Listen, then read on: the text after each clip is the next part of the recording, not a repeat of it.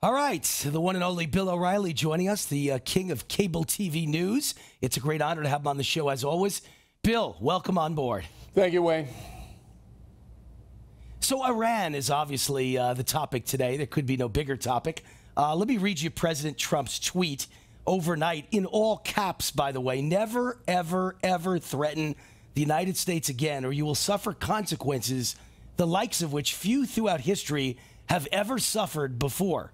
Do you think this is a good move by the president, a warning like that, or do you think it's just hyperbole? Well, it worked in North Korea. I think that Donald Trump feels there's no downside to calling out Iran. It's the exact opposite that Barack Obama did. Remember when there was an Iranian uprising under the Obama administration, Barack Obama didn't do anything. Just nothing. Didn't say anything, nothing. So President Trump sees that his base wants Iran confronted. I think Iran is in play with the Russia stuff. I think there's a connection there. So I wasn't surprised that Donald Trump did that. All right. And by the way, this isn't even a question we were going to discuss, but I want to throw it at you anyway. In my hometown, Las Vegas, there's a liberal newspaper called the Vegas Sun, and Brian Greenspun's the publisher. His headline of his opinion column yesterday was, "Is Donald Trump a traitor to America?" Have liberals lost their minds? I mean, it's one thing to say you didn't like his performance in Russia, but a traitor to America, speaking of hyperbole, right? You know, you get a situation that becomes almost a cartoon. It's almost a cartoon. Right. So today we find out that Donald Trump's approval rating, according to an NBC poll, which is not kind to him usually, has gone up after the Trump-Putin stuff. So I think most Americans have had enough. Highest in history. Yeah, I think they've had enough. So it doesn't really matter what anybody says on the op-ed pages or on cable TV. Americans say, you know what? We get it. You don't like Trump. You want him out. You want to negate the vote. And we're not liking that. So it's kind of useless at this point. It's a useless exercise. Right. And, you know, listen, I'm the biggest cheerleader for Trump. I love him. I think he's great. But even I could criticize a little bit. Maybe this is kind of his way of getting Russia and the summit out of the headlines and his supposed weakness, according to liberals in the media, and getting Iran and his strength versus Iran into the headlines. You think maybe that's what this is all about? Well, certainly they'd like to change the subject, the Trump administration, from Russia. All right, so Iran is a reliable way to do that. I think I wrote in my message of the day on BillO'Reilly.com today, the best thing that Donald Trump could do right now, take a 2-week vacation. I mean, you know, just get out of there. All right, then what are they going to do? They being the far left press. Go. And, you know, he's a golfer. That's really his only hobby. But I say he should go to Martha's Vineyard, Wayne. He should go where Obama went. All right? He should vacation in Martha's Vineyard and drive them crazy. All right?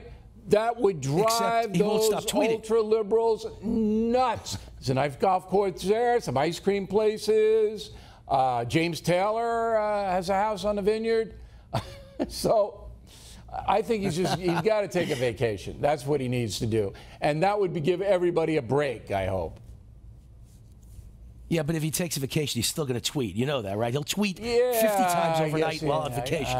Why can't he do what I did? I was on vacation last week in Ireland, and I tweeted about all the great stuff I saw in Ireland.